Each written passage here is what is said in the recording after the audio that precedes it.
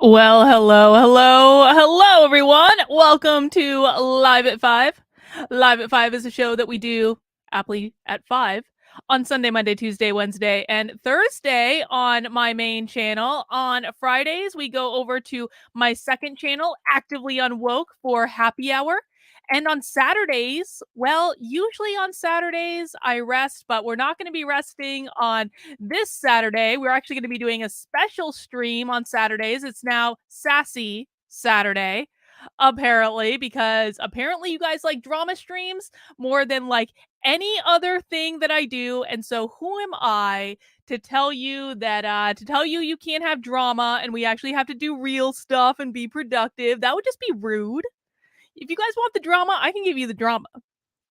I can give you the drama almost better than anyone else. Yes, Naruto, I did hear mysteriously that the interview that Mike Harlow did with Christian Watson and the Queen from England has been privated. Isn't it funny that after someone sent me the private unlisted link for that email, and I posted it in my locals, asking my locals to watch it and tell me if there was anything I needed to know, and several of them did. And then I also downloaded the video just in case, isn't it funny that they would then make the interview private? I just don't know how that possibly could have happened. Like, why would they care so much about making it private? I haven't watched it. I honestly have, like, and I've actually heard from my locals that it was pretty boring. And from the people who did watch it, they were like, it's kind of boring. There's nothing really you need to know. I just, like, I don't know why they would have wanted to make it private. Wasn't that interview like a special exclusive for Mikey's locals? I don't know why he's doing it unlisted on YouTube and in a way that someone can send me the link. It's special and unlisted for his locals. Anywho, guys, what we're talking about right now is drama, of course, because I know you're all drama queens. I know you are. I know we all pretended that we weren't for a while, and now it's you know what it's like? It's like when we first brought home my dog, Honey. Honey is the Chihuahua, and when we first got Honey and we brought her home, she was a little puppy, she was 8 weeks old, and she was so, like, scared of everything at first, and she was so quiet. Actually, one of the reasons Honey really appealed to me as a Chihuahua, because I never thought I would want a Chihuahua. Like, even though my grandmother had Chihuahuas and, I thought that they were okay, but I was like, "It's a Chihuahua, I mean, come on." But Honey actually really appealed to me as a Chihuahua because she was so quiet. When I first met her, she was quiet, she didn't bark, she didn't seem uppity, she got in my lap, she curled right up in a little ball. I was like, "This is fate, it's meant to be." And then 2 days after we brought Honey home, Honey started barking. She got comfortable. She knew that we weren't gonna bring her back or send her to the pound, and she started barking. And now Honey barks all the goddamn time because she's comfortable. It's the same way it's the same way with you guys in drama. Don't think I haven't figured this out. I've seen the reviews on the last couple Sassy Saturday streams, but you know what? That's all right. I wanted to pretend for a while that I didn't like drama, and generally speaking, I don't. It's kind of like like I genuinely wish that people would put far more energy into happy hour or spy stream or the things we're doing with actually watching woke trainings and studying woke ideology. I genuinely wish more people were interested in that than they were interested in effing Twitter. But sometimes you have to play in the reality in which you're given. And so, fine, whatever. I'm going to embrace it. And if I have to do it anyway, you might as well have some fun. You might as well enjoy yourself. No reason to go through life being miserable. So, yes, we will be doing a drama stream on Saturday, and I will tell you about that stream in 1 second. Incognito says, Honey grifted you. She did. Little damn grifter of a little dog. She did. It's true. We still love her, though. We do. We do. Average person says, what is it about drama that makes it so appealing from a psychology standpoint? I think that's a great question. I think it's something different. I just think it's like most of life, if we're honest, is like pretty boring.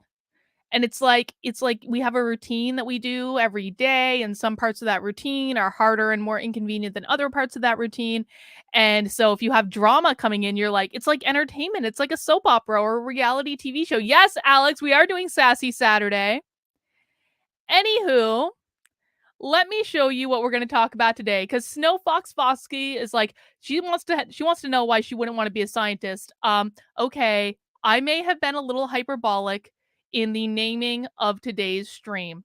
Let's be honest, I was, but I want to give you a preview of what we're going to talk about on the show, and then we're going to dig into it. Please mount that like button for me, guys. We're going to start off with this. My proof that women don't really want to be scientists. Okay, it's not really proof. Okay, Snow Fox. Okay. Like, I'm not saying that all women don't want to be scientists. Obviously, there are women who want to be scientists. Obviously, there are extremely smart, extremely talented, extremely intelligent women who are doing amazing things in science. And I don't want to take that away from anyone or anything. I think it's awesome, and I don't have any. I'm not passing any judgment, but I did see this article from the New York Post yesterday. I went from neuroscientist to stripper, and now I'm rich with no regrets. I really do think there's something to be said for just accepting what makes you happy in life and going for it unabashedly. And for some people, I do think that's science. For some people, I think that might be something where you take your clothes off. So that's we're gonna read this article about this woman who made that career choice. Who knows? Maybe she'll be a scientist someday. AD says, no, there aren't. Those are trans women. No, no, no, no, no. No, no, no. Listen. Again, this is why I had a little bit of a trolly title today. Don't think I didn't know it was trolly. I think that women can do whatever it is they want to do, whatever makes them happy. I do also think, though, that some women and men do this too. I don't think this is exclusive to the female gender. I do think that some women do push themselves into careers that they may not be the best fit for because they feel like it's the thing that they should do rather than the thing that they want to do. And I think that that's a problem. I don't think we should be making value judgments here. Listen, if she wants to be a stripper and that's what makes her happy and she's able to make money doing it and she enjoys it, then there is nothing wrong with that. It's her life. It doesn't impact any of us. If she wants to be a neuroscientist and that makes her happy and she makes a lot of money doing it, she should be able to do that and everything in between. I'm not making a value judgment on professions. I'm just saying that people should pursue what makes them happy. And I think women tend to pursue what they think they should pursue based on feminism. And I don't think that's good. I think that women mostly are I think that women naturally are more drawn towards more creative types of careers or more service oriented types of careers. And that's not a value judgment. But we're going to talk about this article and we're going to read about it. And we're going to see what's what. I mean, anyone could be richer. One of my former students is an awesome pole dancer, but during the day, I mean, listen, man, I didn't write the news. Don't get mad at me, Snow Fox. I didn't write the news. We're just reading the article. We got some other stuff too. We're going to talk about how you apparently don't even need to graduate from college to major in porn. Utah's Westminster College offers porn class where students will watch pornographic films together. I wonder how much Utah's Westminster College costs in terms of tuition. Does anyone want to look up tuition costs for Utah's Westminster College? Check that out for me if you feel so inclined. Let's see, what else do we have? We're going to watch this clip from Jen Psaki. Actually, let me just pop this into Chrome while I'm thinking about it so it's all set up for later because we have to put audio through Chrome.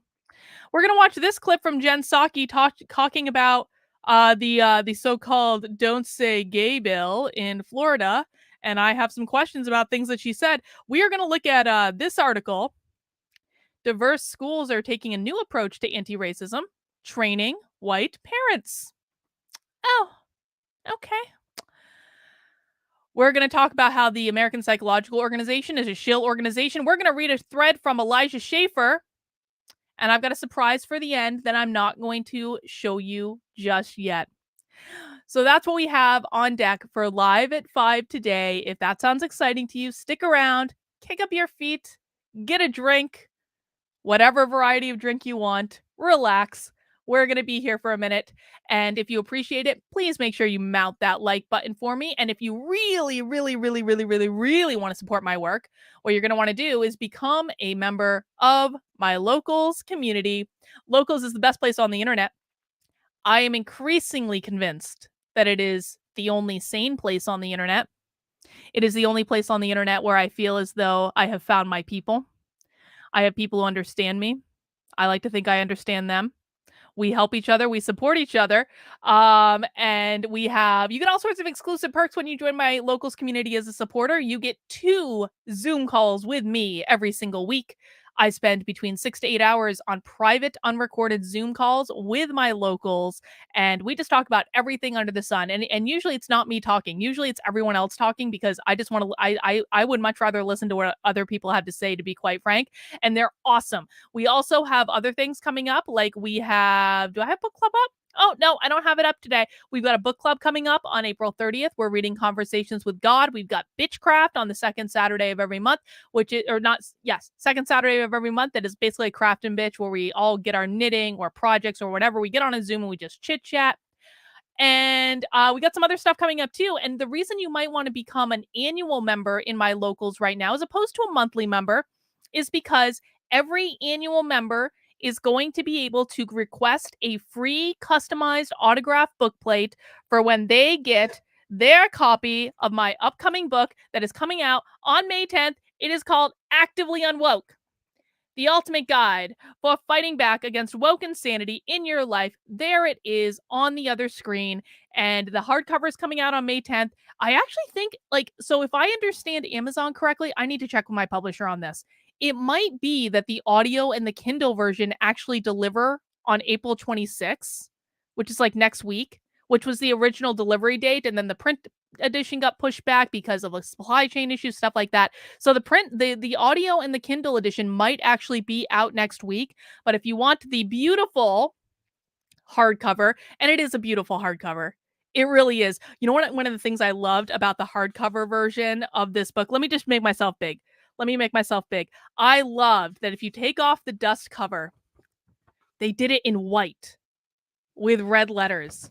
How sexy is that? I love my book so much. I love the design of the book. And even the content. Well, hitting my own mic. Even the content of the book is pretty good. And so when you become an annual member in my Locals community for $50 a year, you are going to be able to request a custom autographed bookplate from me that you can put inside your print edition or do whatever you want with it. And that's going to be pretty great. That comes with annual membership. You can also become a monthly supporter for $5 a month. Annual will also get you 2 months for free off of that $5 a month because it's $50 for the annual. And then you can also make a one-time gift. Another thing you might want to do if you're going to go that route is you're going to want to sign up for the Actively Unwoke book club. Of course, you're going to want to order your copy of Actively Unwoke. It's on Amazon, Barnes & Noble, Books A Million, all your independent booksellers, blah, blah, blah, whatever.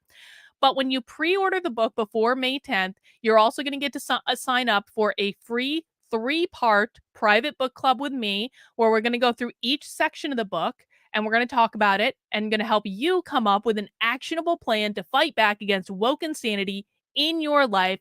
I think it's going to be pretty awesome. I also wanted to tell you guys, I do have a new podcast. Everything is going to be Actively Unwoke for a little while. We're just going to have to get used to it. But it is in Apple Podcasts right now. I think it just got launched on Google Podcasts, and allegedly it's in Spotify, though I can't find it, so I have to figure out what's going on there. But you can currently get access to the Actively Unwoke podcast. These are going to be short, quick episodes about how to fight back against woke insanity in your life. And the first one is actually me reading the introduction to the book. It's called You Are Not a Racist. It's one of the most important things that you need to learn if you're going to fight back against the woke. You have to not be afraid of being called a bad name. It is the most important part of the process of embracing your identity as an unwoke activist and fighting back against this bullshit. So I would love it if people could listen to the podcast. You can also get audio episodes on my YouTube channel, youtube.com/actively unwoke. But if you guys could go into Apple Podcasts and give it like some 5-star ratings, that would be pretty rad. The second episode is all about how it's okay to get more aggressive with the woke. And really, this is going to be content you aren't going to be hearing from me anywhere else. It's kind of my ruminations, things that I've learned about fighting back over the last couple of years. And so I'm trying to make it a really unique kind of piece of content. And I'm really excited about it. So let me see. Anything else? Oh, got a couple more streams coming up this week. Tomorrow, of course, we head over to my second channel, Actively Unwoke, for happy hour. We are going to be watching an anti-racism training from the University of Vermont, our old friends. We aren't giving up for Vermont yet. I actually just talked to a reporter in Vermont today that's covering the work that the Unwoke Army is doing on the schools in Burlington. He's very excited about it. So we're going to be watching an anti-racism training tomorrow on youtube.com/activelyunwoke for happy hour. That is my second channel. And on Saturday, we're doing Sassy Saturday. But this time we're not talking about drama. Now, Sassy Saturday is going to start probably around 6 o'clock on Saturday. My schedule's a little bit different on Saturday because like Victor goes out and does stuff. And so I try to time streams if I do them on Saturdays when Victor's not here, because I actually like to be able to spend time with my husband on Saturdays. But we're going to watch. So everyone's been asking me about this interview with Jack Murphy and Benjamin Boyce. I haven't watched it yet because I don't really watch YouTube, but I thought that we could all watch it and enjoy it together and we could kind of discover it. I know many of you have probably watched it, but I will be doing my own commentary on what is going on. And I think it's going to be really fun. And we're starting a new content, I guess, category called Sassy Saturdays, which is our drama category, because I know you're all little drama queens. And so that's what we're going to do. No, Victor is not taking porn class. No, no, no. Victor does, he does food deliveries on Saturday night, just because he likes to like get out and like drive around, and it gives him some extra cash to like, usually, I mean, he sends it home to his family a lot of the times. So that's it. That's it. And Alex, you are more than welcome to come and join me on the Sassy Saturday stream if you are available. You know, if you want to. That is an offer. All right, guys, let's dig into the news. I really want to read this article. I've been waiting since yesterday. Look, there's a video. Look at that. We're not gonna look at this.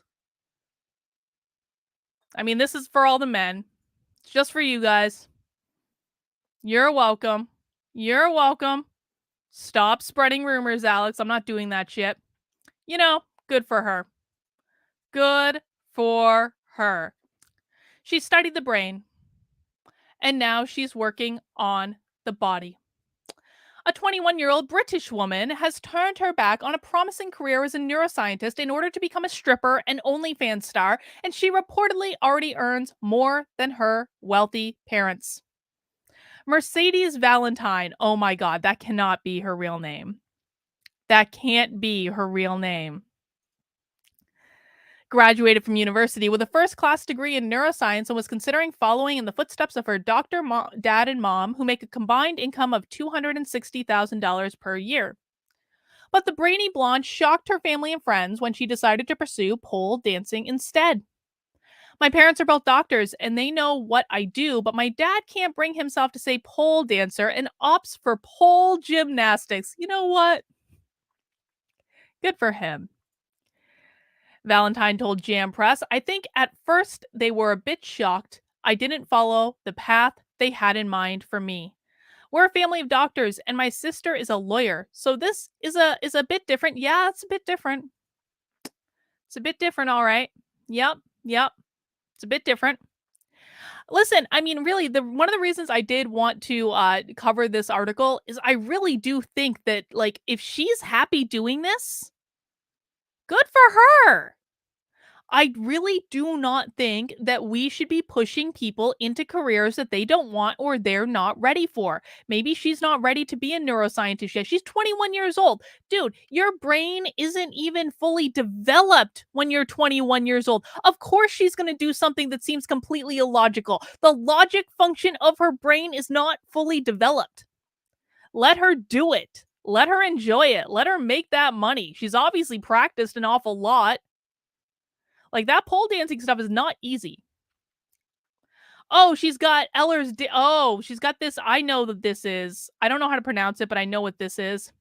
A condition that left her wheelchair bound and so she got over a condition where she was having to learn how to walk again. You know what? She can do whatever she wants. After 2 years of strenuous physical therapy, Valentine see, this should be the real story right here. I'm sorry. This is actually, to me anyway, significantly more interesting than woman with neuroscience degree becomes stripper. How about woman who got diagnosed with a condition that left her unable to walk at 15, did strenuous physical therapy for 2 years, and is now pole dancing like an expert. That's a much more interesting story, I think.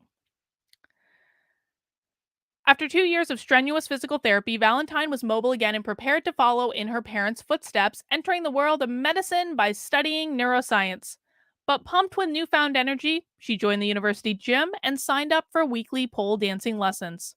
When she finished her degree, a friend from her pole dancing class suggested she give stripping a try. And Valentine has never looked back. I have no regrets. I absolutely love it. How does she walk in those things? My God. Valentine started work at a strip club in January 2020, just a few months before the COVID-19 lockdowns. Left without an income, the resourceful dancer subsequently decided to start an OnlyFans account to show off her pole dancing prowess. The venture has reportedly seen her earn more than $250,000 within the year, putting her in the top 0.1% of the website's creators. Listen, here's what I think, generally speaking. If you become successful at something really quickly and almost seemingly really easily, then that is a road that you are meant to go down. I mean this, man. Listen, I grew my YouTube channel to like 100,000 subs in less than a year. And then YouTube locked my channel down and never served it to people who were not subscribed to my channel again. That's actually what happened. I can tell you the exact date it started happening. It was like August 27th of 2020. They started pulling this bullshit on my channel. But the reason that I kept with YouTube and the reason I stuck to it is because like I was so blessed. I was so lucky and so blessed to have that channel grow, to have this channel, the one I'm on right now, grow the way I did. And it just reminded me that I don't think I pushed go live on Rockfin. Oh no. Now we're live on Rockfin. Sorry, Rockfin. Sorry, Rockfin. My bad. So no, I felt so lucky and so blessed that this grew so quickly that I stuck with it because I think that when something seems easy, I think when something comes easily, then that's a path that you're meant to go down. You mean Mike lied, saying all your followers are your sock accounts? Is this my friend the crazy clown account?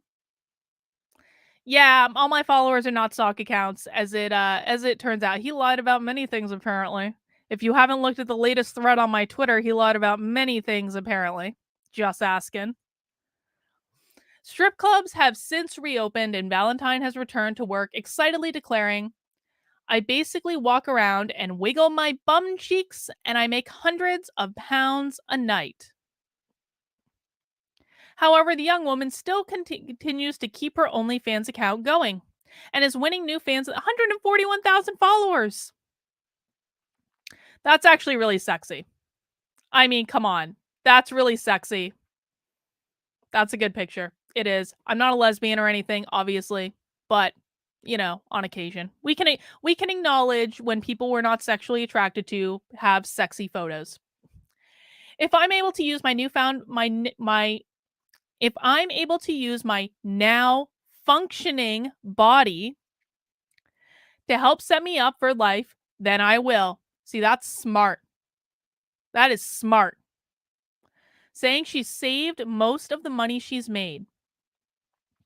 I'm always scared that I'll be back in a wheelchair by the time I'm 30 and will want to use my body, she declared. I've got a first class degree in neuroscience, so it's always something I can fall back on if I need to. Valentine added her parents have even come around to her kinky career, saying they got used to it now and are really supportive. So, the moral of the story, kids, follow your bliss. Follow your bliss. I got nothing for love for this. I think it's great, and I think that I think, I wonder how women her age that are like her friends, I wonder how they feel about this. Not the ones that got her into it, but I wonder if she has like any like feminist type friends that have given her blowback on this, because I actually think that that would probably be the hardest crowd to please. Like if well, Snow Fox, like, that's it's not supposed to be realistic. A sexy picture is not supposed to be realistic.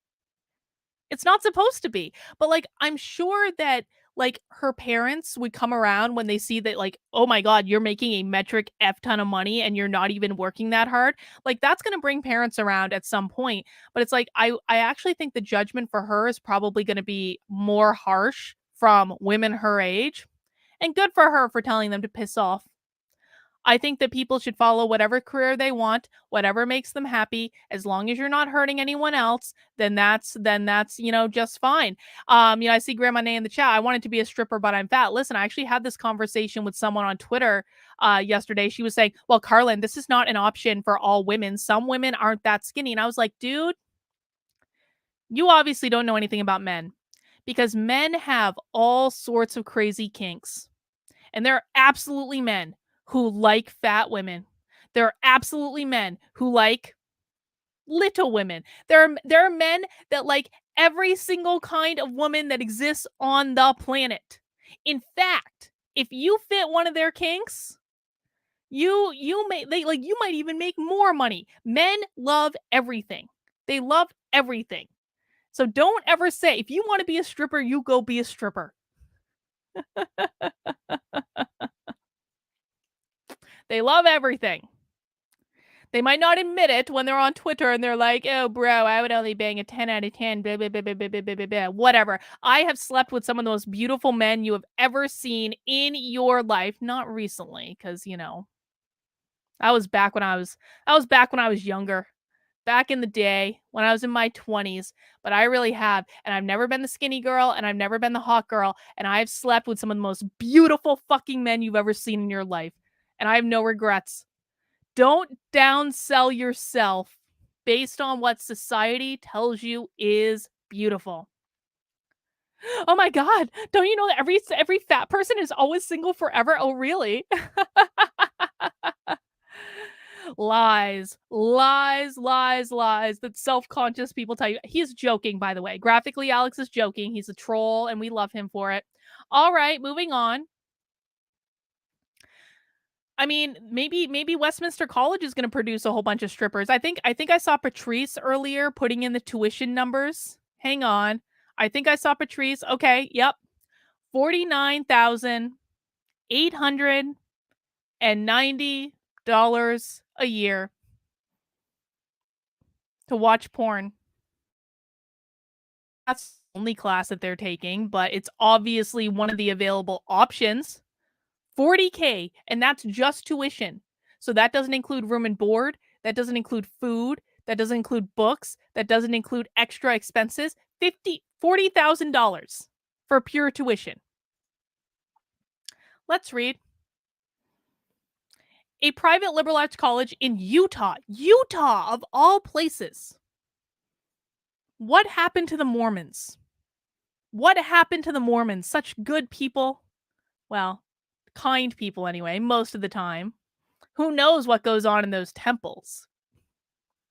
If anyone wants to, by the way, if any like former Mormons ever want to tell me, like, come on the stream and explain to me what goes on in the temples, I would want to hear that. I've heard some kinky shit. I've heard rumors. I want to hear from former Mormons what goes on in the temples. A private liberal arts college in Utah will offer an entire class on porn in the 2022-2023 academic year, and students will watch pornographic films together as part of the class. It's a group bonding activity. Westminster College will offer the class titled Film 300 Porn, and states on its website that hardcore pornography is more popular than Sunday night football. Well, at least we've kind of gotten to that level of understanding. Oh, do we have a former Mormon? Not so much the temples. Trust me, stuff happens on mission, though. Stuff. Do you want to come and tell me what happens on mission? Jess T says, I know and had a ton of Mormon friends, and I went to their temples multiple times. Nothing kinky, not that I ever saw. No, I think though, no, isn't there some sort of like ceremony or something that only like them are supposed to go through? It's been a while since I looked into this. I've heard that things happen. I have heard that things, yeah, there are secrets. I've heard rumor. There are whole porn websites dedicated to what happens like based on experiences. There is, okay, this is more information that I should conceivably know, but I do know this because I know things. There is a very successful gay porn producing couple that are former Mormons that have built a whole Mormon fucking website based on things that happen in temples. Now, of course, it's porn, so it's gonna be like more probably than what happened, but they swear that there is truth in the porn website that they have built as like the Mormon fucking fetish. Anyway, if someone ever wants to come and talk to me about it, I'm open to that. I'm just saying. Oh, exactly. Patrice is spilling the tea. They used to get naked and touch each other and handshakes and chanting. But Patrice says they don't get naked anymore and took out some other parts. Aha! Yes, Patrice, come and spill the tea on the channel about the naked shenanigans that go on in the Mormon temples. I want to know. I do. Maybe I should reach out to that porn guy. I mean, I know he's gay, but he's like really hot, and I wouldn't mind actually talking to him about this stuff. Maybe I should. I gotta remember his name. I don't tend to store information about gay porn producers in my head. I know what he looks like, but I need to figure out his. Someone will know. Someone will know who I'm talking about. I know the internet will provide. Patrice says I only did some of the ceremonies, not all of them. Well, some is better than none, Patrice. Okay, let's return to the article. Hardcore pornography is as American as apple pie and more popular than Sunday night football. Our approach to this billion-dollar industry is as both a cultural phenomenon that reflects and reinforces sexual inequalities, but holds the potential to challenge sexual and gender norms, and as an art form that requires serious contemplation. Yes, that is generally how I see porn. I see porn as an art form that requires serious and studious contemplation in a group environment where you all watch and analyze the porn together. There are going to be orgies in this class. I'm telling you right now. Right now. As part of the course, students will watch pornographic films and discuss the sexualization of race, class, and gender according to this description. Oh, dude. So this isn't even that they're going to sit around and watch porn. This is going to be a woke class about porn. They're going to have discussions of race and class and gender. This class is going to be woke. Does anyone in Utah live near this school? Can we pay someone to sign up for this class and tell us what they teach? Can someone please audit this class? We will watch pornographic films together and discuss the sexualization of race, class, and gender as an experimental, radical art form. Students can receive 2 credits for taking the course, according to the college website. A spokesperson for the college told Fox News Digital that it occasionally offers elective courses like this as an opportunity to analyze social issues. Oh yeah, Brett, it's happening. Porn's going woke. It is. Just wait for it. Uh-huh. Uh-huh. Patrice, you can go and take the class. Patrice, we will crowdfund for you to take this class for us. We're gonna get you a hidden camera. We'll get you a little pin cam, like a spy cam that you can wear to the class and you can film it. This is legit, Patrice. I'm serious. I will pay for this myself if we can't crowdfund, but I feel like we can crowdfund. I feel like people are going to want to know what's going on in this class. As part of this analysis, Westminster College and universities across the country often examine potentially offensive topics like pornography to further understand their pervasiveness and impact. Descriptions of these courses, while alarming to some readers, help students decide if they wish to engage in serious investigation of controversial topics. Yes, it's critical porn theory. Excellent. Yes, I definitely believe that the students reading the description of this class, especially the men who are in their sexual prime, are going to take serious contemplation about watching porn in a group environment with, what do you think the ratio of gender is going to be in this class? I'm thinking so at PorcFest, they do naked yoga. Well, it's like clothing optional yoga. You don't have to do it naked. And I didn't do it or anything at PorcFest, but I did hear that basically everyone who showed up to naked yoga were men. And there was one woman. It was all men and one woman. I wonder, I suspect that everyone this is gonna be 80. Yeah, I think Grandma Nay's probably got it right. This is gonna be 80% men and 20% women sitting around watching porn together. That even seems like kind of the beginning of a porn, doesn't it? That seems like the makings of a porn right there. All right. That's enough of this foolishness. It's enough of this nonsense. Mount the like button if you'd be open to crowdfunding Patrice to go take the porn class. Let's move on. And I want to move on to this clip from Jen Psaki. All right, let me pull this up in Chrome so we can actually listen to it, because listening is important. Sometimes listening matters. Oh, Chrome tab. There we go. All right, let's hear what Jen Psaki had to say about teachers talking to kindergartners about if they are a boy or a girl. Specifically, oh God, hang on. Don't parents have a right to have concern? I mean, we're talking specifically here about teaching about sex in kindergarten through third grade. I have to say, as a parent, I would have problems with that. But the law is not about teaching sex education. It's about teaching about gender identity. And so what do you do if a parent or a kid, should I say a kid in one of these elementary schools, says, what about Sally? Sally has two moms, or I'm not sure if I'm a girl or a boy. I mean, these are kids who are experiencing, these moments in their lives. Okay. I also think that— Pause. Hang on. That's not the part that I want to talk about yet, but just show in the chat. What is the correct answer if a 5-year-old at school says, I'm not sure if I'm a girl or a boy? What is the correct answer to a 5-year-old, a little human who probably doesn't even know how to tie their shoes? What is the answer to them when they say, I'm not sure if I'm a girl or a boy?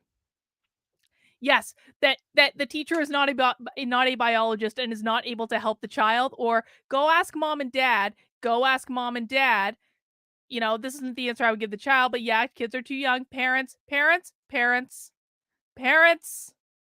Maybe you're a dinosaur.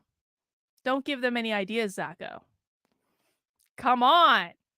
Yes, that is the correct answer. But Jen Psaki does not want parents to actually be involved in their kids' lives. They want the schools to run everything. And so that's just not good enough. But that's actually not the part of her clip that I wanted to talk about. Let's continue. There is not a big record of there being either sex education or extensive gender identity education in these schools. And this is creating a problem or a political cudgel about an issue that I don't think exists. Don't parents have... Isn't that interesting? Isn't that interesting? Let's listen to that last part again. Let's just one more time. We're experiencing, these moments in their lives. I also think that there's not a big record of there being either sex education or extensive gender identity education in these schools. And this is creating a problem or a political cudgel about an issue that I don't think exists. So Jen Psaki has just told us that she does not believe that gender or sex ed is being taught to kindergartners through third grade. Okay, great, awesome. If that's true, Jen, then why would you be pissed off at a law banning you being able to talk about gender and sexual identity issue or gender and sexuality issues with 5 to 8-year-olds? If it's not happening, then why is Disney losing billions of dollars in value because of their opposition to a law that bans the thing that you just said isn't happening? Isn't it funny that this is always the excuse they make? This is always, universally, every single time. That's not really happening in K through 12 schools. I just don't know what you're talking. We still hear this today. Mountains and mountains and mountains and mountains of evidence all over the country of critical race theory absolutely being taught in schools, of social emotional learning absolutely being executed in schools, of gender and sexuality absolutely being discussed in schools, of the state of Vermont right now is trying to pass a law that would make it legal for schools to medically transition children without telling the parents. It's actually a bill right now. It says so on the first effing page of the bill. But Jen Psaki says it's just not happening. I don't know what you're talking about. We have a video from the Burlington School District of a 12-year-old saying she came out with the help of a guidance counselor in the 5th effing grade. I understand it's not 3rd grade, it's 5th grade. Big difference. But why is everyone so upset if Jen Psaki is just like, it's just not even happening? I don't know what you're talking about. Why are we even having this conversation in the first place? They do this every single time. Every single time the Democrats tell you, I don't even know why we're having this conversation. I just don't understand it. It's not happening in schools. You're just making it up. It's just a political ploy, and well-funded activists are just spreading these lies in order to win elections. I don't even know why this is a big deal. Every single time you hear Jen Psaki or any Democrat ever say something to that effect, that tells you that is exactly and precisely what they're doing, because they wouldn't be so upset about it otherwise. That's all on that one. Moving on. Now, this article, I have wanted to do this next article for like days. And the reason I wanted to do it, and I just hadn't gotten around to it, is because of this tweet right here. Let's read this tweet from USA Today. One white volunteer said, "My family never talked about race. After her school's training, she had a toolbox for interacting with people of color."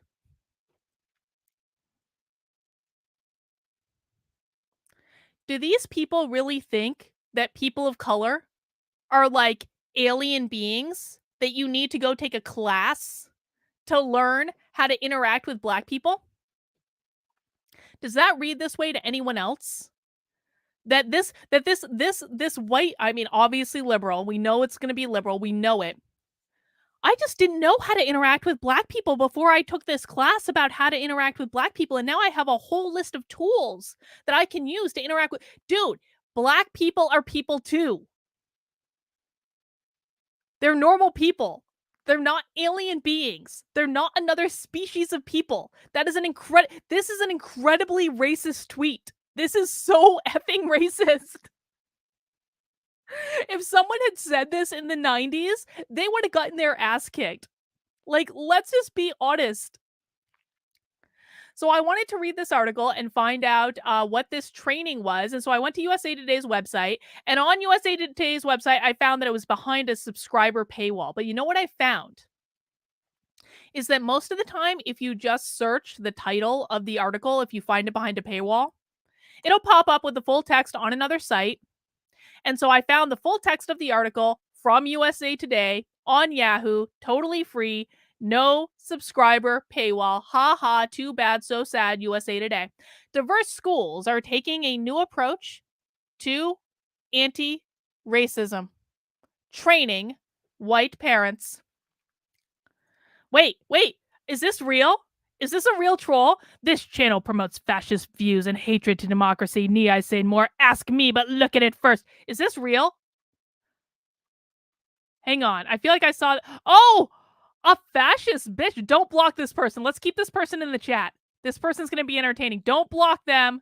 Don't do it. I have lots of mods. Don't do it. I promote fascist views. Dude. What, dude, okay, so what is the definition of fascism? Thomasina? What is the definition of fascism? Go ahead, chat it in. I'll display your definition on the screen. What is the definition of fascism? And now let's read. Amid the blowback over anti-racist lessons for America's school children, another effort to grapple with structural racism has gained steam. Training white parents. Lessons can be as simple as lunch. White, affluent volunteers have been overheard commenting to kids about the nutritional value of meals like Lunchables, said Christina Felicina of the University of California, Berkeley School of Social Welfare. But a parent's decision to place junk food in a student's lunch might be the right choice. Calorie-dense foods are often cost-effective and a way for a caregiver to show love to a child. The food may be a reward recommended by a therapist. Felicina's co-presenter and colleague Robert added that students with special needs can have rigidity around textures, blah, blah, blah. Is this... Okay, this might be a YouTube video we might want to watch. Let me just look at this real quick. This might be our next happy hour. Oh, it's unlisted. Okay. Family engagement tips for school volunteers. Let me just real quick, let me just pop that in my little recorder, my little YouTube downloader video. Let me make sure that download starts.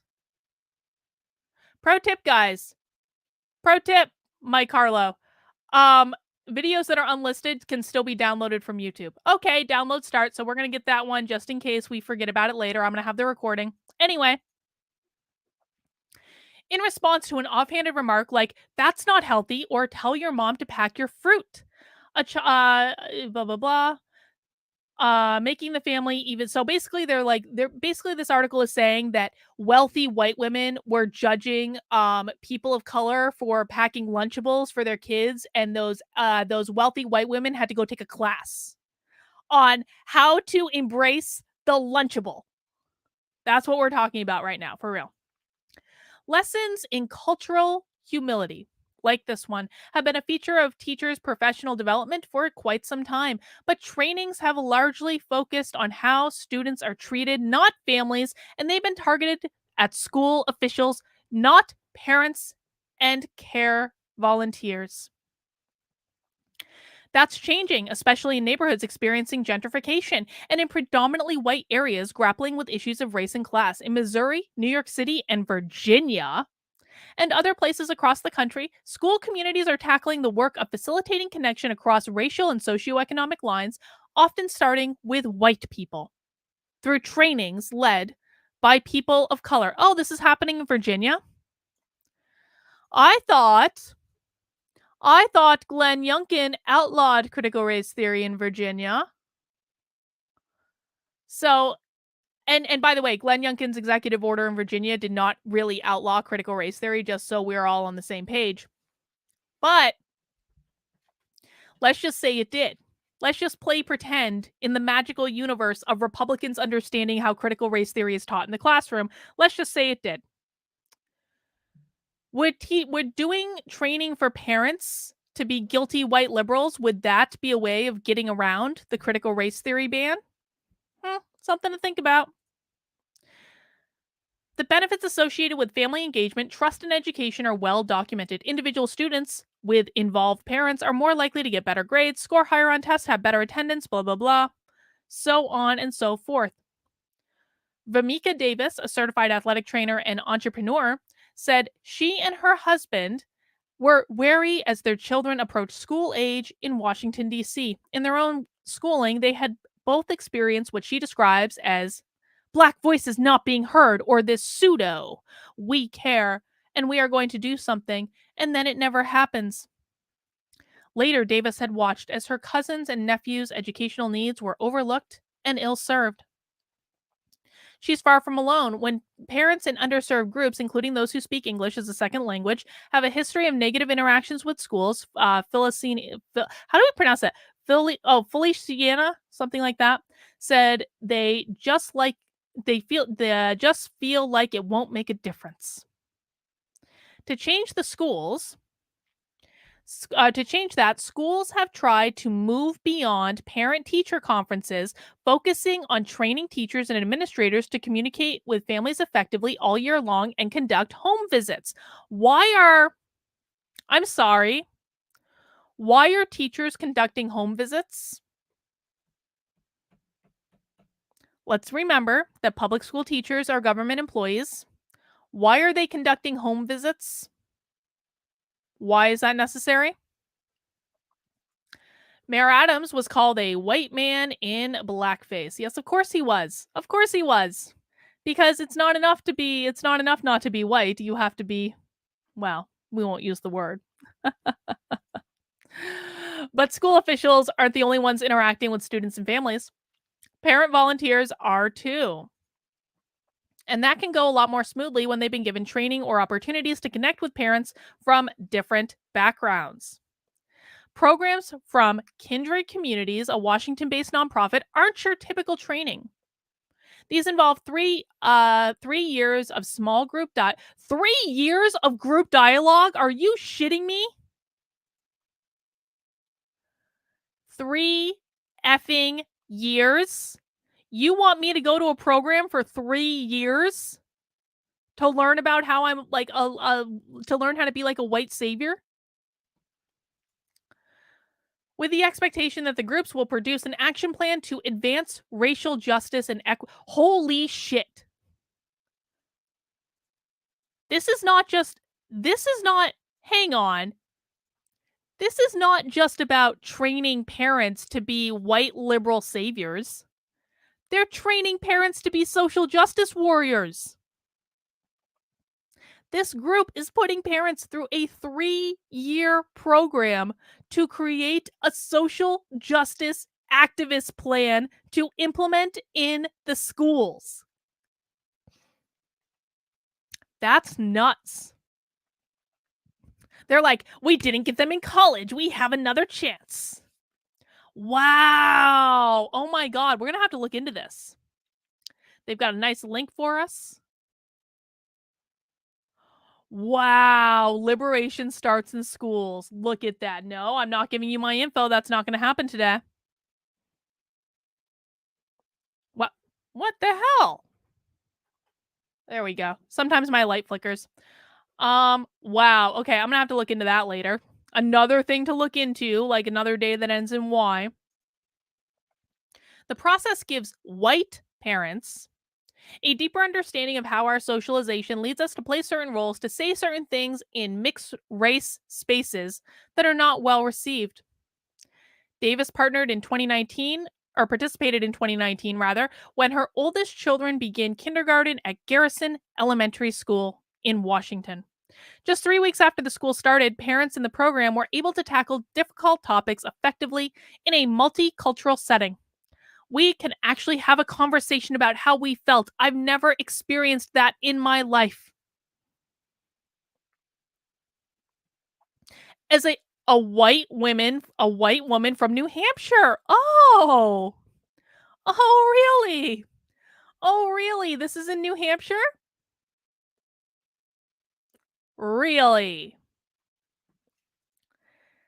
As a white woman from New Hampshire, says Allison Ray Kavanaugh, my exposure to different races and ethnicities growing up was very limited, and my family never talked about race.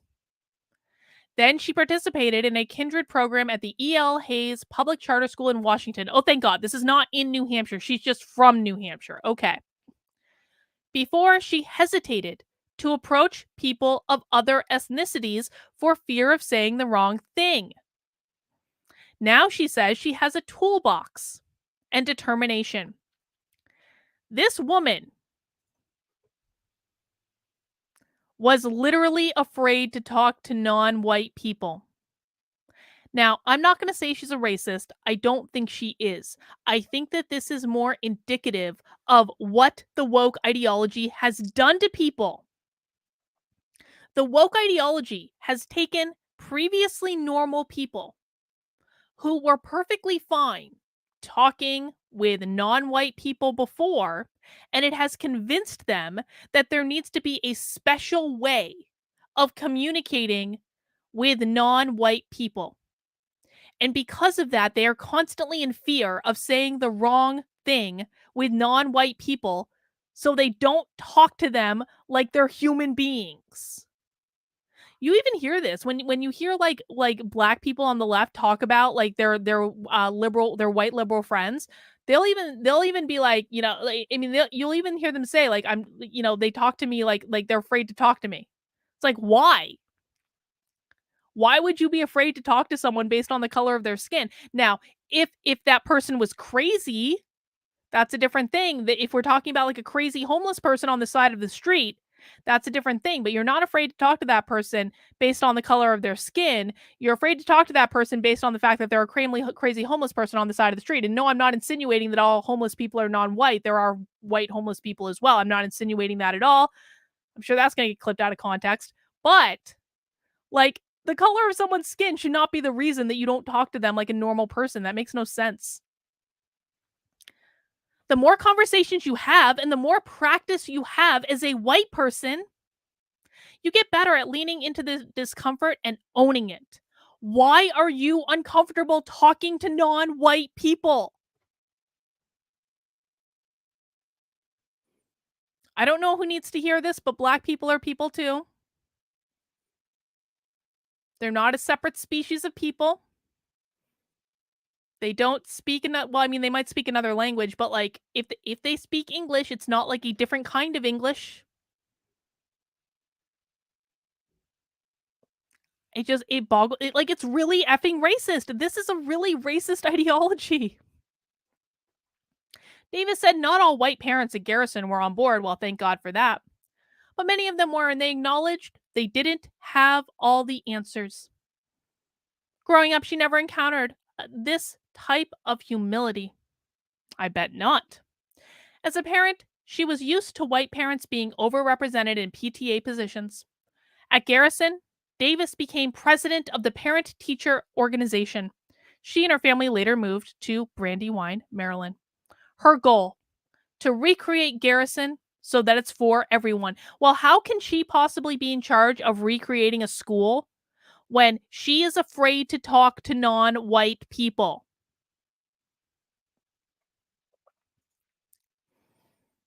Most directives for white parents boil down to an overarching piece of advice. Don't assume you know what's going on or what's best, and don't impose your own values or norms onto other people. And don't forget, no one is perfect. Okay, that comes from the whole white supremacy culture guide, where they say that perfectionism is a part of white supremacy culture, and they say that being right is a part of white supremacy culture, and telling time is a part of white supremacy culture, and working hard is part of white supremacy culture, and all those things. That's where that comes from. That's been resoundingly debunked repeatedly. Feliciana, Feliciana, there we go. Routinely reminds others to use inclusive language like "your grown-up" or "your caregiver," because not all kids live with a parent. Oh, we've eliminated... Dude. They just eliminated the word parent. They literally just eliminated the word parent.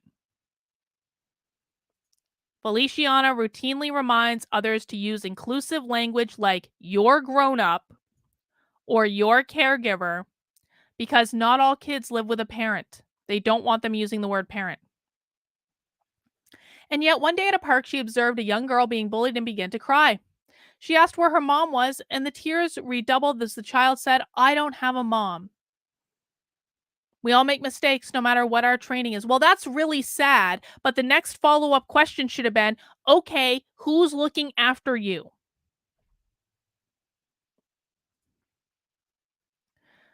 The type of explicit permission to be imperfect can partially allay the anxiety white people feel around issues of race, says Machio Payne, a social work professor at California State University, East Bay.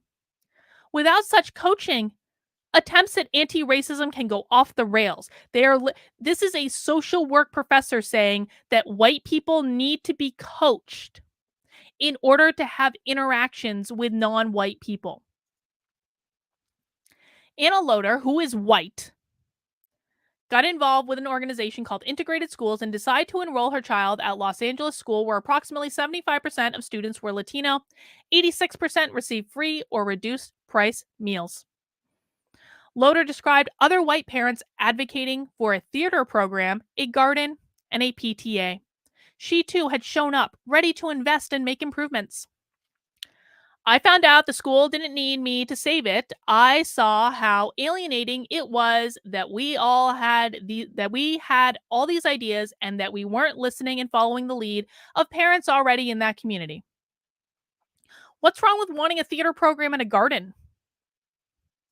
There's nothing wrong with that. There's literally nothing wrong with that. When cities experience an influx of higher income residents, changes to a neighborhood include displacement of pre-existing community members. A big surge in the phenomenon dates back to the 2000s. I don't care about this. Instead, school leaders should ask, how can I help advocate that disadvantaged families be actively included and their voices heard in broader school-wide conversations, okay? At Garrison, the current principal ensures families understand the school's history, blah, blah, blah. Oh my God, this just keeps going and going. Okay. I think we get the basic idea of this. They're basically they're having training programs at schools to teach liberal white parents about how to be liberal white saviors, and putting them through a 3-year program where they are preparing a social justice advocacy plan. That's nuts, man. That's nuts. All right, guys, please mount that like button if you're enjoying the stream so far. We got a couple more things. I just want to remind you guys that I will be live on my second channel, youtube.com/activelyunwoke. The link is down in the description somewhere. We're going to be live at 5 p.m. tomorrow when we are going to be watching the University of Vermont anti-racism training. It's called You Can't Be Anti-Racist If You Do Not Understand Race.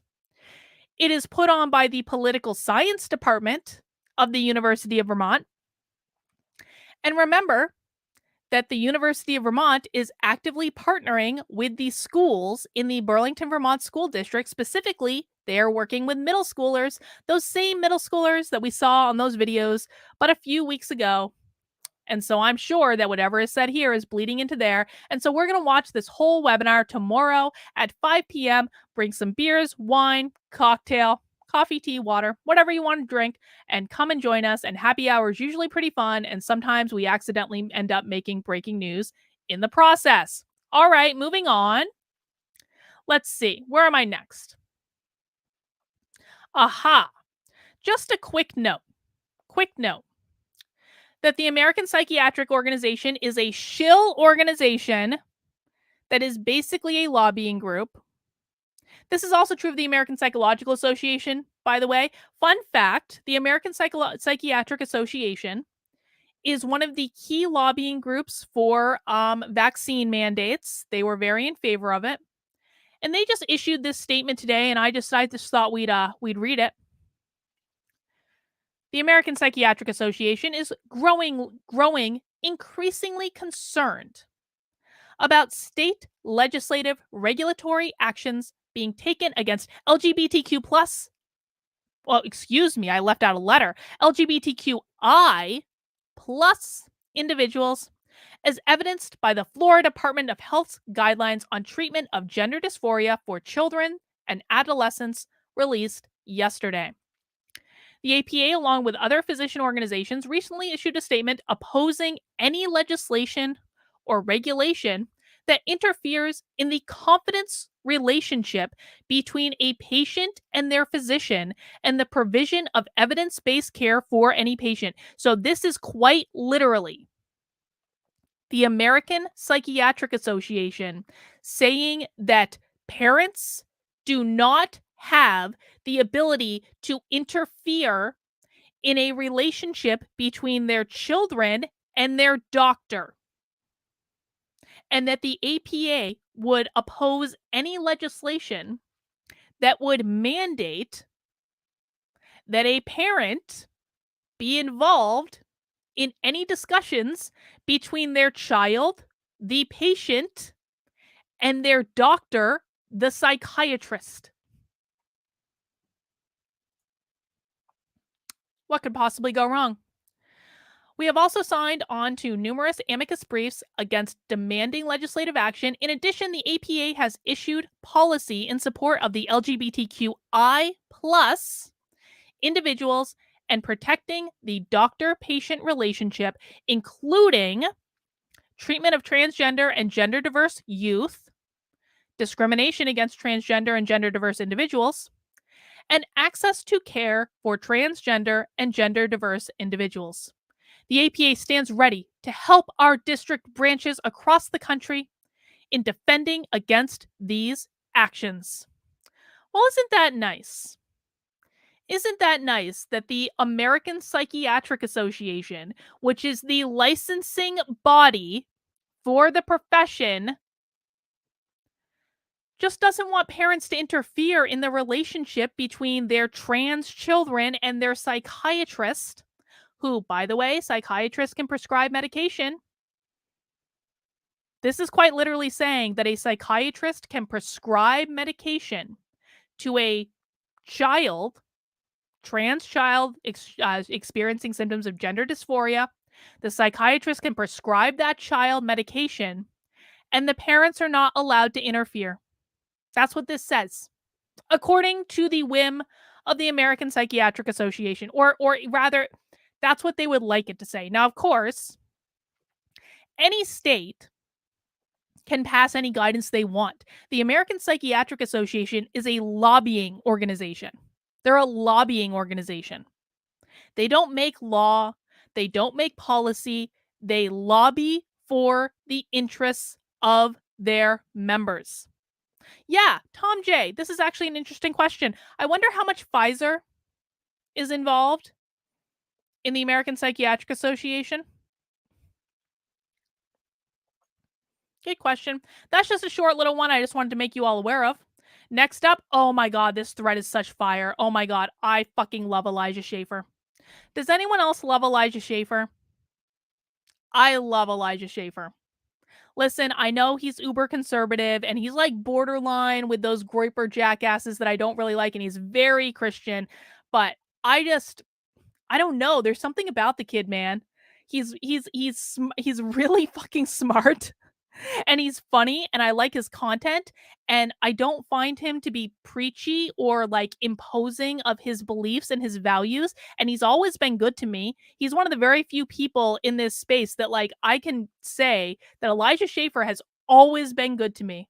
I remember when I met him, it was like the day after I got kicked out of that fucking hotel in Milwaukee in the middle of the night, and I was in a really bad place, and I saw him at the conference, and he walked up and he gave me a big hug. And it was like the nicest guy in the world. Just love the kid to death. And what I love about Elijah is he is not afraid to piss people off. He gets in trouble all the time on Twitter. He's a rabble rouser. He's like someone after my own heart.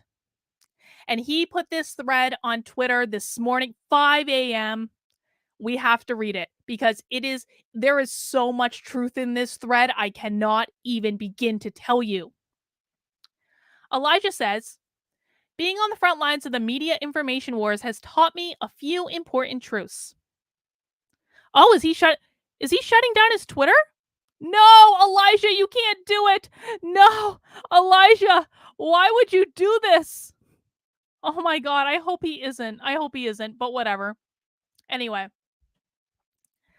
the established media in itself is fake. An appointed class of orators, given financial and reputational security for disseminating propaganda for the oligarch, pre-approved regime. Few journalists have done more than write unpopular articles, complain on Twitter about BS they have no control over, and promote regime-sanctioned agendas regardless of the truth so they can go viral and feel some validation by the elite peers they want acceptance from. True. Yes. People in the media take Twitter way too seriously. True. It's like a report card for them. Most care more about their Twitter than their damn jobs. I was going to say dream jobs, but it's damn jobs. Putting greater creative effort into crafting perfect tweets or breaking news rather than becoming respectable reporters in their field. That is absolutely true. That is the entire effing impetus for the unwoke army. The entire impetus. Few faces you're familiar with on social media and TV are more than narcissistic robots, self-absorbed shitbags with good connections and a solid business plan, insufferable and insecure little twats trying to prove themselves to a world that will always be their harshest critic. Oh my God. I think I just fell in love with Elijah. Based on that tweet alone. This is like Twitter love at first sight right here. The majority of people make very little money and are jealous of those who are financially more established. They try to give off the appearance of success through Twitter followers, but deep down inside, like many professionals, they realize they'll never make it. Patrice, this should be our logo, because Twitter journalism ain't shit.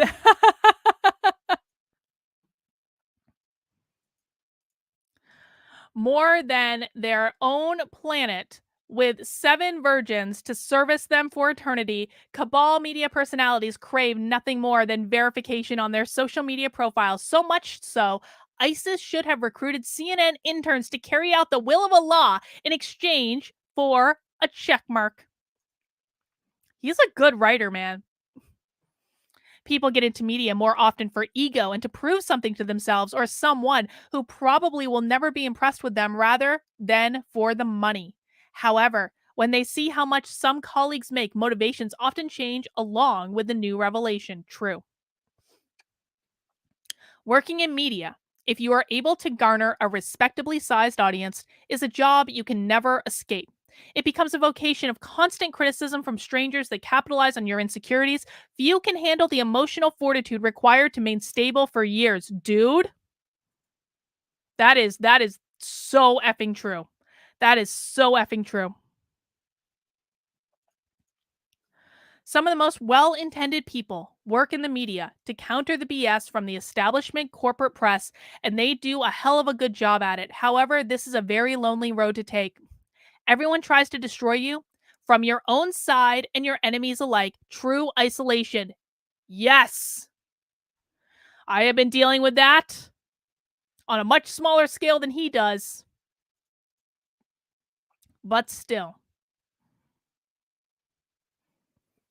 There is a reason so many in the media rely on drugs and alcohol to artificially stabilize themselves. It's a nasty, godless industry of smoke and mirrors for the most part. People literally let their spirit die for a few followers and public praise. That's why they're so unhappy. Can we all just collectively give Elijah Schaffer a slow clap, please? Slow clap for Elijah. Fire fucking thread. Everything he said was true. Everything he said was true. 100%. I have so much respect for this kid because he's fucking young. Like, what is he, like 27, 28 years old? I was shocked when I realized how young he was. He can see through all of the bullshit. Every little bit of it. And he understands how this works, and he is phenomenally successful for like his age and his amount of experience. Like, he's a hustler, he talks to everyone, and it's like you can, and I say that in like a really good way, by the way. Like, he has 2 fucking shows on the Blaze, like, come on. But the fact that he is willing to speak up and call a spade and say the things that other people in his position refuse to say. Oh, he's 29 now. Elijah just had his solar return. He's going to get even more wise as the years progress. Yeah, like, he is going to get like really fucking good. He is a truth teller. He is a genuine person. He is one of the very, very, very, very, very, very, very, very, very few people that I trust in this space. He is one of the very, very, very, very, very few authentic people. What you see is what you get. And, just mad respect. Mad respect, Elijah. Fire fucking thread. Fire thread. And I just wanted to share that with everyone. All right, guys. One more thing for today, and it's a quickie, but I had to do it. It is the Queen's birthday. 96 years young, and I happened to see these pictures on Instagram yesterday, and look at the Queen. Look at how sassy the Queen looks, wearing a dress with pockets, doing a twirl, showing off. 96 years old, just lost her husband last year. Come on, man. She's like, hey guys, I'm single. No, she's not. That's a joke. I'm not being disrespectful of Her Majesty. But I just loved those pictures so much. I saw them last night around 1 a.m. and they just made me so happy that I had to share them, because we want to wish Her Majesty a very happy birthday. Long may she reign, cuz God knows as soon as she dies, Charles is going to fuck up everything. Charles is going to screw up everything. Hopefully he doesn't do too much damage, because I think William and Kate are going to be great king and queen. But Charles is going to fuck up everything.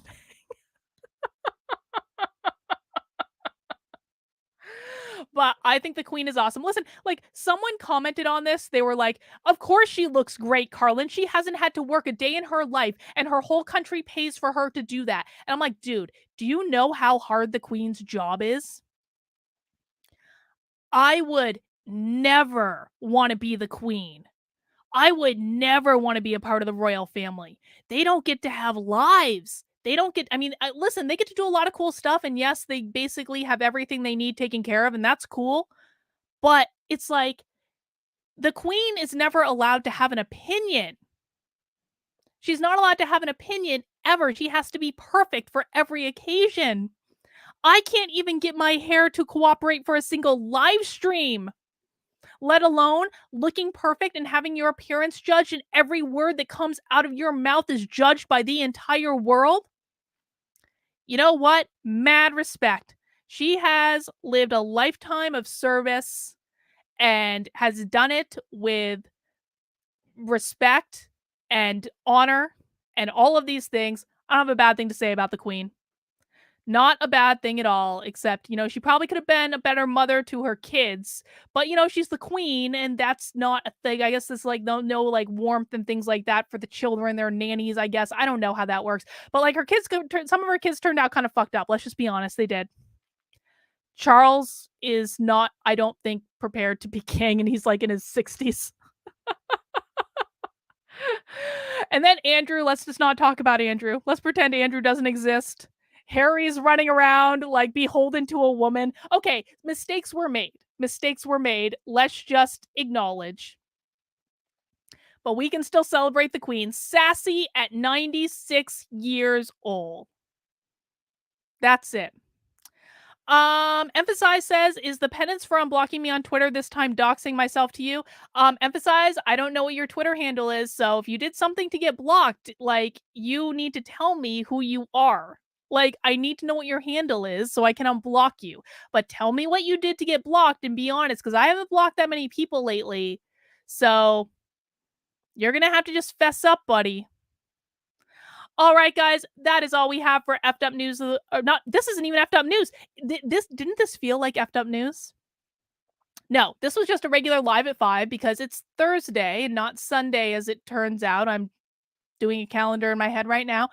Um, just so you guys know, for Unwoke Army, I'm going to be working tonight on FOIA requests. I'm going to make a list of FOIA requests. If anyone is in the Discord and wants to talk about that, I will be available. I'm also finishing up the next article on Burlington.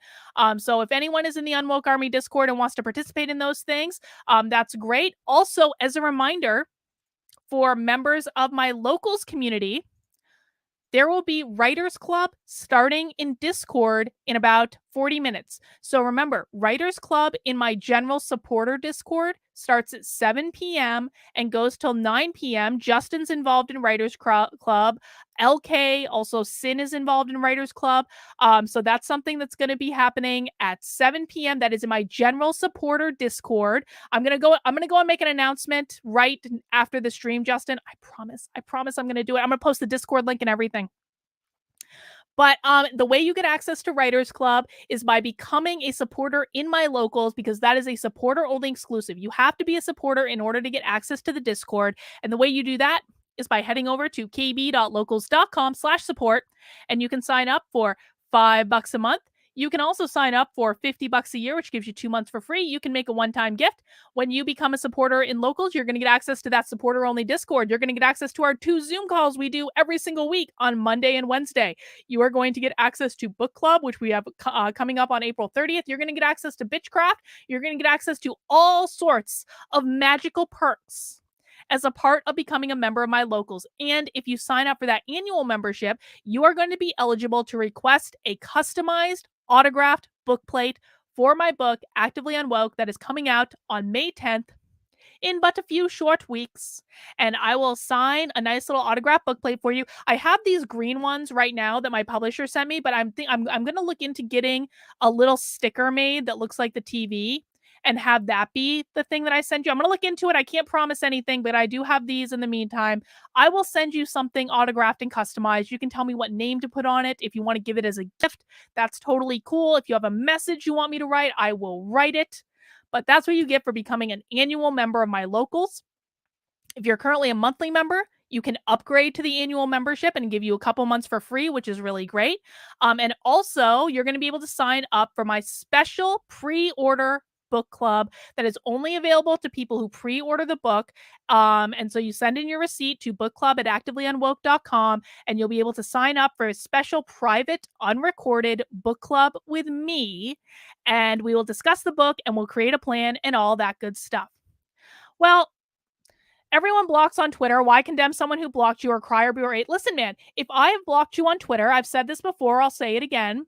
If I have blocked you on Twitter and you would like to be unblocked, all you have to do is email me and ask me nicely and promise not to be a dick. That's it. That's all you have to do. I am super lenient about this stuff, but you have to email me and ask me nicely and tell me why I blocked you in the first place and be honest about it, because I am going to look it up. And it's never what you guys say it is. It's never, ever, ever what you guys say it is. Come on. You were a douche on Twitter and I blocked you for it, but you can get back in my good graces by just emailing me and asking me. That's how this works. I don't need you to pay me. I don't need you to bribe me. I don't need you to have some long explanation about why you called me a hag on Twitter and you apologize now because you were having a bad day. I don't need any explanation, dude. Just ask nicely. That's it. All right, guys, I will see some of you at 5 p.m. tomorrow for happy hour. And remember, we also have Sassy Saturday coming up, where I'm going to watch the interview with Benjamin Boyce and Jack Murphy, and we're going to have some beers and we're going to have a good time. Yeah, Just Asking says I blocked him briefly. We had a little spat. There was a misunderstanding, which, by the way, I have been proved correct about now, haven't I? We had a misunderstanding, and now today I have evidence that I was correct. But I unblocked him the next day because we are on the same team. We are fighting the same fight, and I want to be friends. We are not enemies. Yeah. See, I always turn out to be right. Anyone who tries to deny me being right is in for a rude awakening, because I will always turn out to be right in the end. All right, guys, that's all I've got for the stream today. I'll see some of you guys tomorrow at 5 p.m. on my second channel. And that's it. Take care, guys. We'll see you soon.